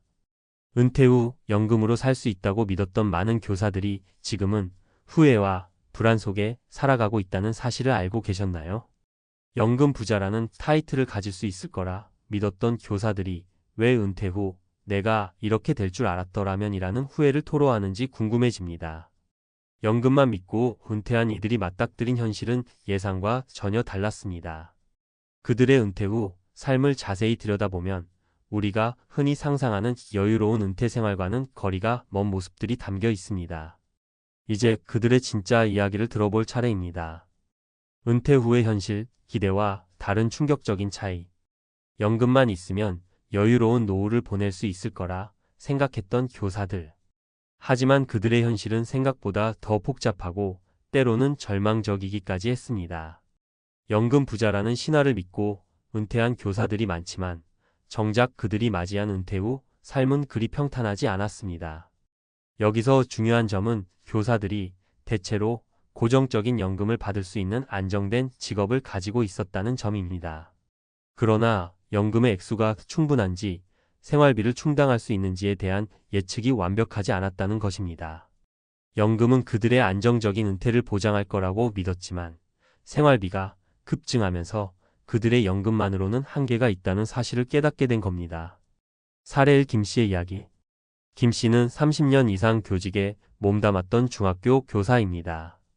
은퇴 전 그는 연금만 있으면 남은 삶을 여유롭게 보낼 수 있을 거라고 확신했습니다. 그러나 은퇴 후 1년 그는 그 생각을 뒤집었습니다. 그때는 연금만 있으면 잘 살 수 있을 줄 알았죠. 그런데 생활비, 의료비, 그리고 예기치 않은 지출들로 연금만으로는 도저히 감당이 안 되더라고요. 김 씨의 이야기는 그가 맞닥뜨린 현실을 여실히 보여줍니다. 그의 연금은 월 300만 원이었지만 점차 오른 생활비와 의료비, 그리고 부동산 세금 등이 그를 압박했습니다. 여유롭게 여행을 떠나거나 취미를 즐기는 대신 매일같이 돈 걱정에 시달리게 된 것입니다. 사례 이 씨 후에. 이 씨는 25년을 교직에서 보낸 뒤 안정적인 연금을 믿고 은퇴했습니다. 그는 연금 부자가 될 수 있다는 희망을 가졌고 직장 생활이 끝난 후에는 농촌으로 내려가 조용한 삶을 살고 싶었습니다. 하지만 은퇴 후 2년이 지나면서 그의 계획은 점차 흔들리기 시작했습니다. 생각보다 물가가 너무 올라서 월세와 생활비가 다 합쳐도 연금으로는 너무 부족해요. 농사를 지으려면 투자도 많이 필요하고 마음처럼 되는 게 아니었어요. 이 씨는 안정된 연금이 그의 삶의 모든 문제를 해결해 줄 줄 알았으나 예상치 못한 경제적 부담을 느끼면서 큰 후회를 했습니다. 사례 3. 박 씨의 충격적인 발견. 박 씨는 교직을 마친 후 정해진 연금으로 편안한 은퇴 생활을 할 것이라 기대했습니다. 그러나 은퇴 후 3년째 그는 충격적인 사실을 알게 됩니다. 처음엔 괜찮았어요. 그런데 어느 순간 연금이 너무 부족하다는 사실을 깨달았죠. 그때 이미 대출이 많았고 집 관리비와 전기세가 올라가면서 정말 한 달을 버는 것도 버겁더군요. 박 씨는 본인의 실수를 깨달았습니다. 은퇴 전에는 연금으로 모든 것을 해결할 수 있을 거라 믿었지만 급증한 물가와 예상치 못한 지출이 그를 괴롭혔습니다. 그는 결국 퇴직 후 추가적인 수입원을 찾아야 했고 그간의 안정적인 교직 생활에 대한 꿈을 접어야 했습니다. 전문가의 조언. 전문가들은 은퇴 준비에 있어 연금만을 믿지 말고 다양한 재정적 계획을 세울 것을 권장합니다. 김현수 재정 전문가는 이렇게 말합니다. 연금은 은퇴 후 필요한 자금을 충당하는 데 중요한 역할을 하지만 그 외에도 투자, 저축, 그리고 기타 수입원을 고려해야 합니다. 특히 의료비와 예상치 못한 지출이 많아질 수 있기 때문에 이에 대한 준비가 부족하면 큰 어려움을 겪을 수 있습니다. 즉, 연금만을 전적으로 의존하는 은퇴 준비는 매우 위험할 수 있다는 것입니다. 결론. 은퇴 준비의 중요성. 교사들의 은퇴 후에는 단순히 연금만을 믿고 준비하지 않았기 때문입니다. 은퇴 후 안정적인 생활을 원한다면 연금뿐만 아니라 다양한 재정적 준비가 필요하다는 사실을 꼭 기억해야 합니다. 은퇴 준비는 단기적인 것만이 아니라 중장기적인 계획이 되어야 하며 예상치 못한 상황에 대비하는 유연한 태도가 필요합니다. 은퇴 후 행복한 삶을 위해서는 자신만의 재정 계획을 세우고 예기치 못한 지출에 대비하는 것이 중요합니다. 교사들이 은퇴 후 겪은 후회를 타산지석으로 삼고 여러분도 자신만의 노후 계획을 꼼꼼히 점검하시길 바랍니다. 연금 부자라 불리던 교사들의 후회, 그 이유는 단순히 연금이 적어서만이 아닙니다. 그들은 사실 더 중요한 점을 간과한 것이죠. 바로 은퇴 후 예기치 못한 지출과 변화입니다. 많은 사람들이 은퇴를 앞두고 연금으로만 생활할 수 있을 거라고 착각합니다. 하지만 연금 외에도 필요한 자금은 점차적으로 늘어나는 것이 현실입니다. 그럼에도 불구하고 연금만 믿고 준비를 소홀히 한 결과 많은 은퇴자들이 경제적 어려움을 겪고 있습니다. 한 예로 김 씨는 은퇴 후 조용한 시골에서 편안하게 살아갈 줄 알았습니다. 하지만 점점 커져가는 의료비와 예상치 못한 사고로 인해 그의 은퇴 생활은 큰 위기를 맞았습니다. 처음엔 큰 걱정 없이 살아갔죠. 그런데 갑자기 큰 병에 걸리고 나니까 병원비가 어마어마하게 나왔어요. 연금만으로는 감당할 수 없더라고요. 김 씨는 한 번의 병이 자신을 급격히 힘들게 만들었고 결국 다시 일을 해야만 했습니다. 그는 연금만 믿고 준비를 소홀히 했던 과거를 크게 후회했습니다. 이렇듯 은퇴 후 예상치 못한 상황에 대비하지 않으면 큰 문제가 생깁니다. 특히 의료비는 생각보다 큰 부담이 될 수 있습니다. 우리나라에서는 건강보험이 있지만 여전히 일부 치료비는 상당히 부담이 크며 특히 고령에 접어들면 질병의 빈도나 치료가 더 많이 필요하게 됩니다. 이를 고려하지 않으면 은퇴 생활이 한순간에 어려워질 수 있다는 것입니다. 그리고 또 하나, 은퇴 후 예상보다 늘어나는 생활비 문제도 큰 문제입니다. 물가는 계속 오르고 과거보다 생활비가 훨씬 더 많이 들게 되죠. 김 씨는 물가 상승에 대한 대비를 하지 않았습니다. 그는 시골로 이사가면 생활비가 절약될 것이라 생각했으나 예상보다 더 많은 비용이 들었습니다. 시골이 좋아서 이사 왔는데 결국은 시내보다 더 비싼 생활비를 감당해야 했어요. 농사를 짓는다고 해서 경제적 여유가 생길 줄 알았지만 오히려 더 많은 지출이 발생했습니다. 시골에서의 은퇴 생활도 결코 평탄하지 않다는 것을 깨달은 순간 그는 현실의 벽을 마주하게 된 것이죠. 이런 문제를 예방하기 위해서는 은퇴 준비를 더 철저히 해야 합니다. 연금 외에도 다양한 자산을 확보하는 것이 필요합니다. 예를 들어 주택이나 부동산 투자는 물론 자신이 지속적으로 할 수 있는 작은 일을 찾는 것도 좋은 방법입니다. 은퇴 후에도 취미를 사업으로 발전시켜 추가적인 수입을 얻을 수 있는 방법을 모색하는 것도 중요합니다. 실제로 많은 은퇴자들이 취미나 관심사를 사업으로 확장해 성공적으로 노후를 보내고 있습니다. 예를 들어 농사를 지으려던 김 씨는 아예 농업 관련 작은 사업을 시작했지만 예기치 않게 사업을 통해 소득을 얻을 수 있었습니다. 또한 전문가들은 은퇴 계획을 세울 때 예상 지출을 철저히 계산하고 비상 상황에 대비한 자금을 마련할 것을 권장합니다. 급하게 쓸 수 있는 자금을 따로 마련해 놓는 것이 매우 중요합니다. 예를 들어 의료비나 예상치 못한 사고에 대비할 수 있도록 보험을 준비하거나 긴급 자금을 따로 마련해 놓는 것이 필요합니다. 결국 은퇴 준비는 연금만으로는 부족합니다. 다양한 수입원을 확보하고 예상치 못한 상황에 대비하는 자산 관리를 철저히 해야만 은퇴 후 행복하고 안정적인 삶을 누릴 수 있습니다. 교사들의 후회를 타산지석으로 삼고 나만의 은퇴 계획을 체계적으로 세우는 것이 바로 노후 준비에서 가장 중요한 부분입니다.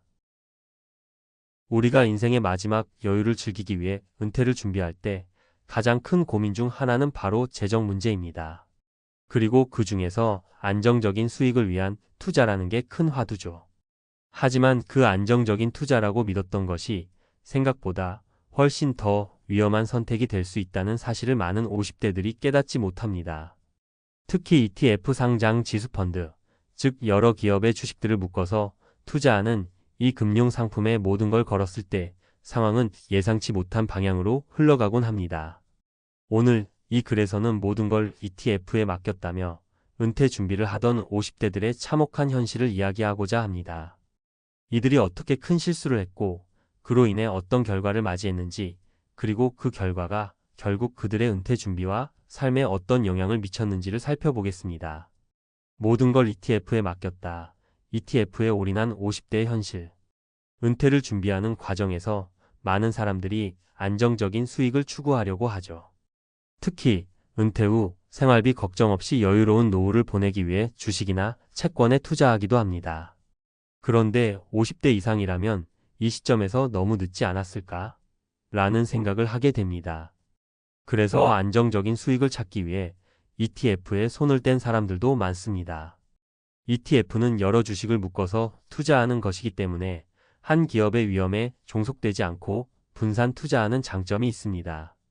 하지만 이 장점이 반대로 단점이 될 수 있다는 걸 알지 못하는 사람도 많습니다.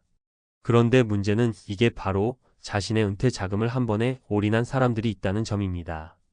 일례로 50대 초반인 박철수 씨는 퇴직 후 남은 몇 천만 원을 모두 ETF에 투자했습니다.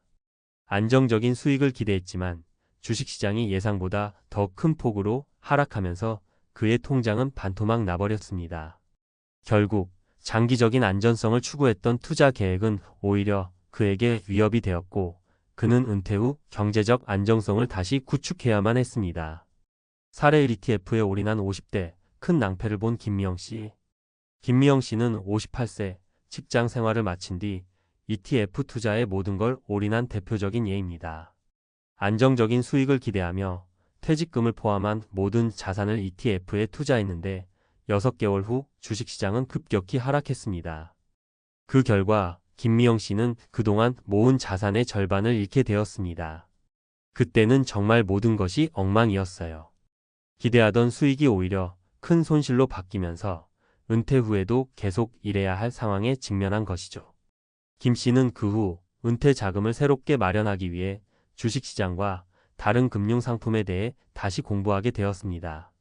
그러나 이미 통장 잔고는 크게 줄어들어버린 뒤였습니다. 사례 ETF와 S&P 500 너무 믿었던 장기 투자자의 실수. 다음으로 소개할 사례는 이명호 씨입니다. 이 씨는 미국의 대표적인 주가지수인 S&P 500 ETF에 모든 자산을 투자한 50대 중반의 남성입니다. 그는 장기적으로 안정적인 수익을 올릴 수 있을 것이라 믿으며 퇴직금을 한꺼번에 모두 투자했습니다. 하지만 예상치 못한 코로나19 팬데믹이 발생하면서 시장은 급락했고 그의 투자 자산은 그야말로 폭락했습니다. 결국 그는 투자 초기에 30%를 손실본 상태에서 1년을 버텨야만 했습니다. 그는 이렇게 말합니다. 장기 투자라는 믿음을 가지고 ETF에 모든 걸 넣었지만 예상보다 시장이 급변할 때 투자자들에겐 정말 큰 부담이 되었습니다. 사례 3집값 상승이 아닌 ETF가 낙차를 보였던 경우 조규범 씨는 은퇴 후 안정적인 자산 형성을 위해 부동산과 함께 ETF 투자도 시작했습니다. 그러나 최근의 부동산 가격 상승과 달리 투자한 ETF는 기대와 달리 예상보다 큰 낙차를 보였습니다. 10년간 부동산에 투자한 이 씨는 다른 자산 형성에 큰 변화를 느끼지 못했지만 ETF에 올인한 투자는 그에게 상상 이상의 위험을 안겨주었습니다. 이제 그는 안정적인 자산이라는 믿음이 실제로 어떤 뜻을 가지고 있는지 되짚고 있습니다. 결론 ETF에 올인한 50대 어떻게 대처할 것인가? ETF에 올인한 50대들이 마주한 현실은 생각보다 더 참혹할 수 있습니다. 물론 ETF는 다양한 장점이 있지만 그 위험을 간과하고 모든 자산을 한 번에 투자하는 것은 결코 바람직한 방법이 아닙니다. 투자란 그 자체로 위험을 동반하는 일이기 때문에 자신이 투자하는 상품에 대해 깊이 이해하고 철저한 리스크 관리를 해야 합니다. 이러한 실수를 방지하기 위해선 적어도 은퇴를 준비하는 시점에서는 분산 투자 전략을 고려하는 것이 중요합니다. 주식, 채권, 부동산 등 다양한 자산에 분배하고 언제든지 현금 흐름을 안정적으로 확보할 수 있는 방법을 강구하는 것이 좋습니다. 또한 장기적인 관점에서 투자 계획을 세우되 중간중간 시장을 분석하고 필요한 경우 계획을 수정하는 유연함도 필요합니다. 위 사례들처럼 모든 자산을 한 곳에 올인하고 결과를 예측하는 것은 위험할 수 있습니다. 안전한 은퇴 준비를 위해서는 지금부터라도 다시 한번 투자 전략을 점검하고 리스크를 충분히 고려한 다양한 자산 배분을 해나가는 것이 중요하다는 점을 명심해야 할 것입니다. 은퇴 후 안정적인 삶을 꿈꾸며 은퇴 자금을 관리하는 것은 결코 쉬운 일이 아닙니다. 특히 많은 50대들이 안정적인 투자라는 명목으로 한 가지 투자처에 올인하는 경향이 있습니다. 하지만 그 안정적이라는 단어가 사실은 매우 상대적인 것임을 이해하지 못한 채 대부분의 자산을 단일 투자 상품에 몰아넣는 일이 생기죠. ETF 역시 대표적인 그런 상품 중 하나입니다. 이제는 거의 모든 투자자가 알고 있을 정도로 ETF는 분산 투자라는 장점이 있지만 그 안에서도 구체적인 상품을 어떻게 선택하느냐가 매우 중요합니다. 실제로 ETF 투자로 인해 큰 낭패를 본 50대들이 적지 않습니다. ETF는 기본적으로 여러 주식이나 자산을 묶어서 투자하므로 개별 주식의 위험을 분산시킬 수 있는 장점이 있지만 동시에 그 안에 포함된 자산들이 시장 전반에 영향을 받기도 합니다. 만약 그 자산들이 모두 경제 불황에 영향을 받거나 글로벌적인 악재를 겪게 된다면 ETF 역시 큰 타격을 입을 수밖에 없죠. 그리고 이를 예측하는 것은 아무리 전문가라 해도 쉬운 일이 아닙니다. 박철수 씨와 같은 사례를 보면 그가 ETF를 선택한 이유는 분산 투자라는 본래의 장점 때문이었습니다. 하지만 문제는 그가 선택한 ETF가 특정 산업군에 집중된 상품이었다는 점입니다. 예를 들어 기술주나 헬스케어 분야에 집중된 ETF를 선택했다면 시장의 변동성이 심한 시점에 큰 타격을 입을 수밖에 없었습니다. 시장 전체가 침체에 빠졌을 때 그 특정 산업군에 포함된 주식들이 급락하게 되면 그 역시 피해를 볼 수밖에 없는 구조였던 거죠. 그런데 더욱 중요한 것은 박 씨가 모든 자산을 한 번에 투자했기 때문에 그 타격을 온전히 받아야 했다는 점입니다. 이는 마치 모든 계란을 한 바구니에 담은 것과 마찬가지입니다. 은퇴 자금을 모은 사람이라면 누구나 안전한 수익을 원하지만 그 안전성은 시장을 충분히 분석하고 다각화된 투자 전략을 통해 확보할 수 있다는 점을 간과한 결과였습니다. 그러니까 무엇보다 중요한 것은 어디에 그리고 얼마나 투자할 것인지에 대한 균형 잡힌 접근이 필요하다는 것입니다. 실제로 ETF를 비롯한 주식시장은 그 자체로 불확실성이 큰 시장입니다. 특히 50대 이상, 즉 은퇴를 앞두고 있거나 이미 은퇴한 사람들은 더 이상 대수술이 가능하지 않은 시점에서 큰 위험을 감수하는 투자 전략을 취하기보다는 안전을 우선시하는 것이 중요합니다. 대신 안정적인 수익을 추구하면서도 리스크가 분산된 다양한 자산을 고려하는 것이 좋습니다. 예를 들어 일부는 안정적인 채권형 ETF에 투자하고 일부는 주식형 ETF나 해외 자산에 투자하는 방법을 고려할 수 있습니다. 또한 은퇴 후에는 자산의 유동성도 중요해집니다. 주식시장은 예상치 못한 때에 급격히 변동할 수 있기 때문에 안정적인 현금 흐름을 만들어주는 자산을 일부 보유하는 것도 현명한 전략이 될 수 있습니다. 예를 들어 부동산을 통해 임대 수익을 얻거나 고정금리 채권에 투자하여 정기적인 이자를 받을 수 있는 방법을 고려할 수 있습니다. 이런 방식은 투자의 리스크를 줄이는 데 도움이 됩니다. 마지막으로 ETF에 올인한 50대들이 간과하는 점은 투자 계획의 수정입니다. 투자 계획은 시장 변화에 따라 유연하게 수정할 수 있어야 합니다. 예를 들어 특정 산업군이 침체기에 접어들었다면 그 산업에 집중된 ETF의 비율을 줄이고 보다 안정적인 자산군으로 대체하는 것이 필요할 수 있습니다.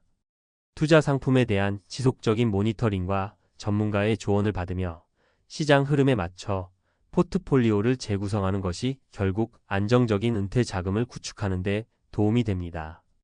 이제는 한 가지 투자 상품에 모든 것을 걸기보다는 다양한 자산을 골고루 분배하는 것이 더 이상 선택이 아니라 필수입니다. 예전의 주식 투자 방식처럼 한 방에 큰 돈을 벌겠다는 기대보다는 꾸준히 쌓아가는 투자를 목표로 해야만 은퇴 후 경제적 독립을 유지할 수 있습니다. 결국 안전한 은퇴 생활을 위한 가장 중요한 전략은 바로 투자에 대한 철저한 준비와 계획 그리고 리스크 관리입니다. 제목을 보고 뜨끔하신 분들 많으실 겁니다.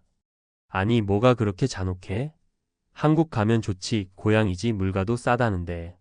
솔직히 말씀드리면요. 저는 미국 생활 접고 한국 돌아가면 좀 낫겠지? 이 생각 자체가 꽤 위험한 자기기만이라고 생각합니다. 그리고 이 태도는 오늘 영상이 끝날 때까지 단 한 번도 바뀌지 않을 겁니다. 여러분, 저는 한국 가는 걸 반대하는 사람이 아닙니다. 오히려 잘 계산해서, 잘 준비해서 진짜 자기에게 맞는 선택을 하는 분들을 저는 진심으로 응원합니다. 그러니까 여기미는 다 망한다. 이런 흑백 논리 말씀드리려는 게 아니에요. 제가 정말로 문제라고 생각하는 건 다들 한국 돌아가서 잘 산다는데 우리도 어떻게든 되겠지 뭐. 이 막연한 낙관입니다. 그리고 더 무서운 건요. 이 낙관이 대부분 계산을 다 끝내고 나온 결론이 아니라 계산하기 싫어서 보기도 싫어서 그냥 안 보고 나온 결론이라는 겁니다. 여기서부터 얘기를 좀 깊게 들어가 볼게요. 여러분 안에도 두 가지 목소리가 있을 겁니다. 하나는 이렇게 속삭입니다. 그래, 한국 가면 살만할 거야. 집값만 조심하면 물가는 미국보다 싸고 의료는 훨씬 싸고 지하철 잘 돼 있고 밥값도 싸고 다 괜찮아. 이게 바로 막연한 낙관의 목소리입니다. 반대로 또 한 목소리는 이렇게 말하죠. 야, 진짜 그 돈으로 그 삶이 가능해?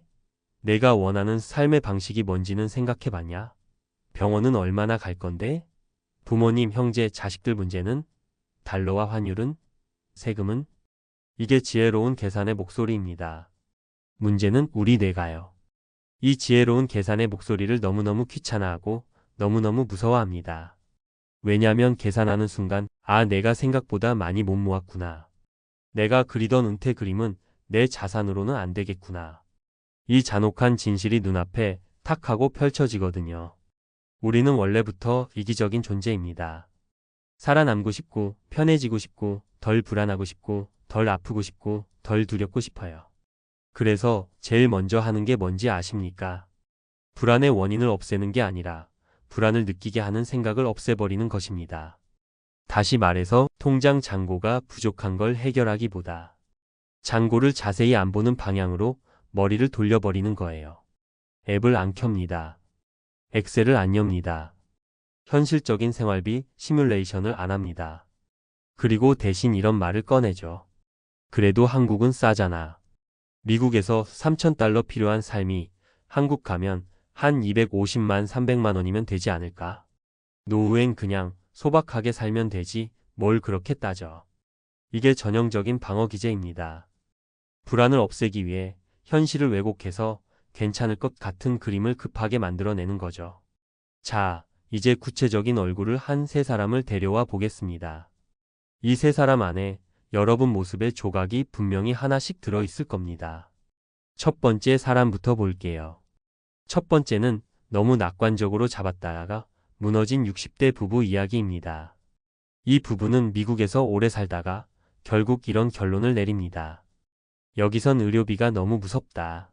렌트도 너무 비싸고 차 유지비도 부담스럽고 한국 가면 지하철 타고 다니고 집 작은 거 하나 전세로 들어가면 월 250만이면 충분하지 않겠어?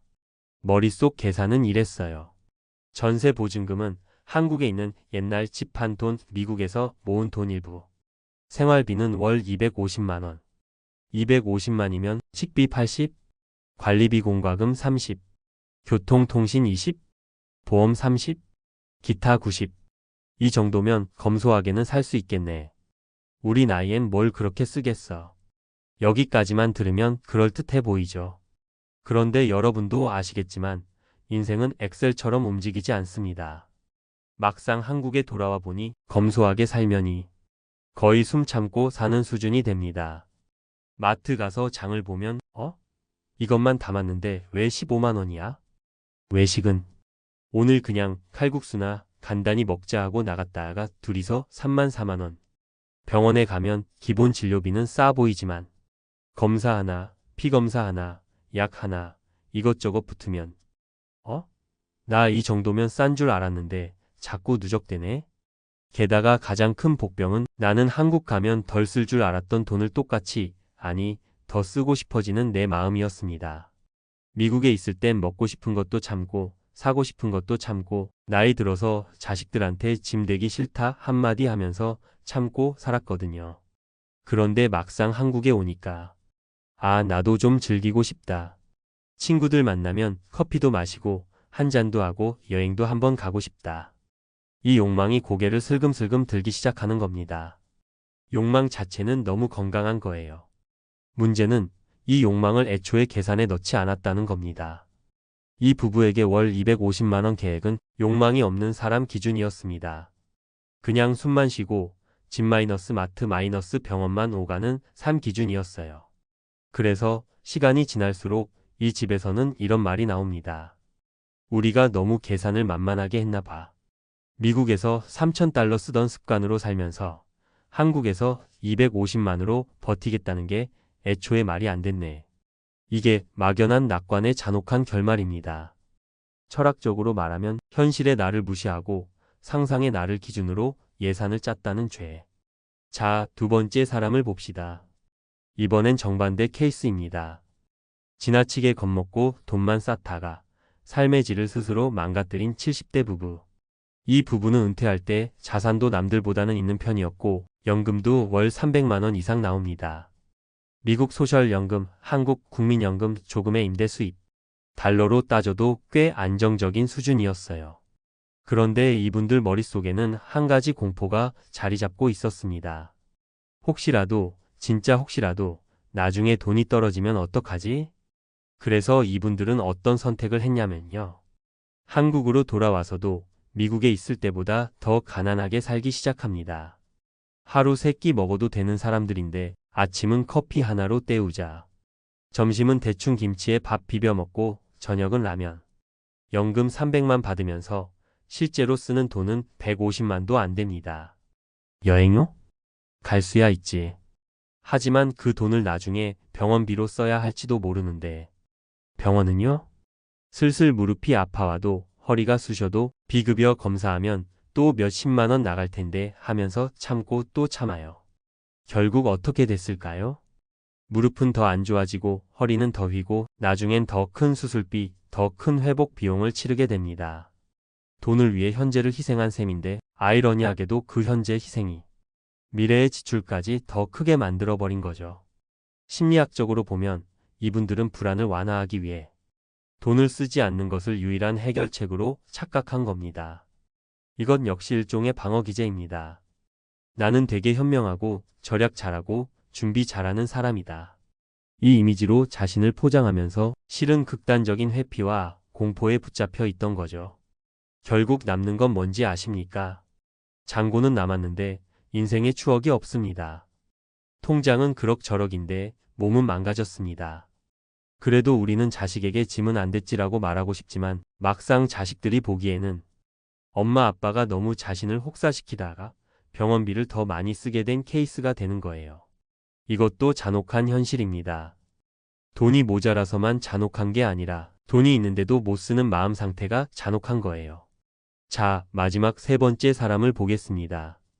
이 사람은 제가 개인적으로 지혜로운 이기심의 모델이라고 부르고 싶은 60대 남성입니다. 이분도 똑같이 고민했습니다. 미국 생활 접고 한국으로 갈까? 아님 미국에 그냥 있을까? 아니면 왔다 갔다 할까? 근데 이분이 달랐던 건 희망을 먼저 정한 게 아니라 내가 진짜 어떻게 살고 싶은지부터 정했다는 거예요. 이분은 먼저 스스로에게 이렇게 물었습니다. 나는 어떤 하루를 살고 싶은가? 그래서 노트에 적어 내려갔답니다. 아침에 일어나서 가볍게 산책하고 점심에는 가끔 친구 만나서 밥도 먹고 한 달에 두세 번은 손주들 만나고 1년에 한두 번 정도는 국내 여행, 가끔은 미국에 있는 친구들 보러 비행기도 타고 몸이 안 좋을 땐 주저하지 않고 병원 가고 혼자 있는 날엔 유튜브도 보고 책도 보고 카페 가서 커피도 마실 수 있는 삶. 그 다음에야 이 삶의 가격표를 붙였습니다. 한국에서 이 정도 라이프 스타일을 유지하려면 월 최소 고정비 행복 예산을 합쳐서 한 350만, 380만 원은 있어야겠다는 결론이 나왔어요.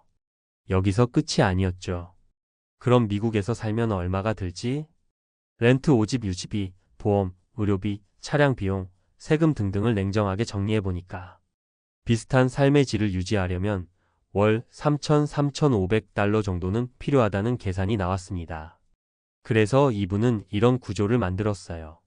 달러 자산과 원화 자산을 섞어서 한국에서 6,070%의 시간, 미국에서 3,040%의 시간을 보내는 하이브리드 플랜. 한국에서는 상대적으로 저렴한 의료와 편리한 교통, 언어의 편안함을 누리고 미국에서는 소셜연금과 기존의 커뮤니티, 자녀들과의 관계를 누리는 구조. 그리고 중요한 포인트. 이분은 일단 일을 완전히 끊지 않았습니다. 완전 은퇴가 아니라 자기가 좋아하는 분야에서 월 50만, 100만 원 정도라도 벌 수 있는 파트타임 구조를 만들었어요. 온라인 강의, 간단한 컨설팅, 글쓰기 같은 걸 통해서요. 이렇게 되니까 이분에게 은퇴 생활비는 정해진 액수에 나를 맞추는 구속이 아니라 나에게 맞게 설계한 구조 안에서 움직이는 숫자가 되었습니다. 이분이 했던 말이 참 인상 깊습니다. 나는 나를 위해 아주 이기적으로 계산했습니다. 그래서 덜 불안하고 더 즐겁게 쓸 수 있게 됐어요. 여기까지 들으시면 이제 대충 그림이 그려지시죠? 막연한 낙관은 숫자를 피합니다. 계산을 피합니다. 내 욕망을 계산에 넣지 않습니다. 그래서 항상 실제 삶이 시작되고 난 뒤에야 이게 아니었네라는 뒤늦은 후회를 가져옵니다. 반대로 지혜로운 계산은 먼저 나의 욕망을 인정합니다. 나는 소박하게 살면 돼가 아니라 나는 솔직히 어느 정도는 누리고 싶다. 나는 친구도 만나고 싶고 여행도 가고 싶고 병원도 눈치 안 보고 가고 싶다. 이 욕망을 억압하지 않고 그래, 그게 나다 하고 받아들이는 순간부터 지혜로운 설계가 시작됩니다. 심리학적으로 보면 우리가 은퇴 자금 계산을 미루는 이유는 단순합니다. 첫째, 숫자가 무섭기 때문입니다. 둘째, 숫자가 나를 평가한다고 느끼기 때문입니다. 셋째, 숫자를 보는 순간 나는 준비가 안 됐다는 현실이 너무 선명해지기 때문입니다. 그래서 우리 뇌는 그 불안을 방어하기 위해 온갖 말을 만들어냅니다. 그래도 한국은 싸잖아. 그래도 애들이 도와줄 거야. 그래도 연금 300만이면 남들보다 낫지. 그래도 미국보단 나아. 하지만 여러분, 이 모든 그래도 뒤에는 나는 지금 현실을 정면으로 보기 싫다는 문장이 숨어 있습니다. 욕망을 억압하면 병이 되듯이 현실을 억압하면 인생이 꼬입니다. 미국 생활 접고 한국 돌아온 은퇴자들이 공통적으로 하는 말은 이겁니다. 우리는 한국이 싼 나라라고 믿었는데 사실은 우리가 원하는 삶이 비싼 삶이었어요. 그리고 또 이렇게 덧붙입니다. 우리는 계산을 하고 온 게 아니라 걱정하기 싫어서 뭐 되겠지 하고 온 거였어요. 여기서 이제 멍청한 이기심 vs 지혜로운 이기심 이야기를 해보겠습니다. 멍청한 이기심은 이렇게 말합니다. 대충 남들만큼 모으면 되겠지. 다들 한국 돌아가서 적당히 사는데 우리라고 못 살겠어? 월 250이면 사는 사람도 많은데 우리가 뭐 특별해? 다른 사람들도 연금 300만이면 충분하다는데 뭐. 이 말들 겉으로 보면 되게 현실적인 것 같고 되게 소박하고 심지어 겸손해 보이기까지 합니다. 하지만 이 안에는 지독한 게으름과 회피가 들어 있습니다. 나는 내 인생을 진짜로 들여다보고 싶지 않다. 나는 내가 정말 원하는 삶의 가격표를 알고 싶지 않다. 나는 그냥 남들 탓, 나라 탓, 경제 탓하면서 살 여지를 남겨두고 싶다. 그래서 멍청한 이기심은 결국 미래의 나에게 엄청나게 큰 손해를 안겨줍니다. 반대로 지혜로운 이기심은 아주 다르게 말합니다. 나는 나와 내 가족이 진짜 어떻게 살고 싶은지부터 직면하겠다. 나는 내 욕망을 인정하겠다. 나는 숨만 쉬는 삶이 아니라 어느 정도 누리는 삶을 원한다. 그래서 그 삶의 가격표를 냉정하게 계산하겠다. 그 숫자가 불편하더라도 그 불편을 견디겠다. 그리고 나서 이렇게 이어갑니다. 그래, 이걸 감당하려면 지금 자산으론 부족하네. 그럼 나는 뭘 바꿀 수 있지? 한국에 갈 건가? 미국에 남을 건가? 하이브리드로 살 건가? 일은 조금 더 할 수 있나? 지출 구조를 어떻게 재설계할까? 지혜로운 이기심은 나를 불편하게 만드는 질문을 피하지 않습니다. 아니, 제가 왜요? 라고 회피하지 않습니다. 오히려 이렇게 말하죠. 그래, 내가 나를 위해서라도 지금 이 질문을 해야 하는 거구나. 은퇴 생활비는 숫자입니다. 하지만 동시에 철학입니다. 나는 어떤 존재로서 어떤 삶을 살고 싶은가에 대한 철학. 또 동시에 심리입니다. 나는 불안을 어떻게 다루고 나의 욕망과 두려움을 어떻게 조율할 것인가에 대한 심리. 그리고 또 동시에 경제입니다. 내 자산과 현금 흐름, 각 나라의 물가, 세금, 의료, 환율 이런 것들을 어느 정도까지는 발 뻗고 안심할 수 있을 만큼 이해할 것인가에 대한 경제. 여러분, 제 결론은 아주 간단합니다. 이제 이타심 vs 이기심 대신 막연한 낙관 vs 지혜로운 계산으로 스스로를 나눠 보셨으면 좋겠습니다. 그리고 그 밑바닥에는 이렇게 적어 두셨으면 합니다. 나는 멍청한 이기심으로 살 것인가? 지혜로운 이기심으로 살 것인가? 멍청한 이기심은 대충 남들만큼 모으면 되겠지. 다들 한국 가니까 나도 가지 뭐. 남들도 연금 300이면 산다는데 뭐 되겠지 하는 태도입니다. 지혜로운 이기심은 나는 나대로 살고 싶다. 숨만 쉬는 노후가 아니라 나답게 웃고 나답게 쓰고 나답게 나이 들고 싶다. 그래서 나는 내 숫자를 보고 내 마음을 보고 내가 원하는 삶의 진짜 가격을 견디겠다. 이 결심입니다. 한국이냐 미국이냐는 사실 두 번째 질문입니다. 첫 번째 질문은 이거라서요. 당신은 당신 인생의 계산서에서 도망칠 겁니까? 아니면 마주 볼 겁니까? 답은 여러분 안에 이미 다 나와 있습니다. 그걸 꺼내서 직면하고 계산하고 설계하는 것. 그 용기가 바로 은퇴 후 잔혹한 현실을 피하고 당당한 노후로 가는 지혜로운 이기심의 시작입니다.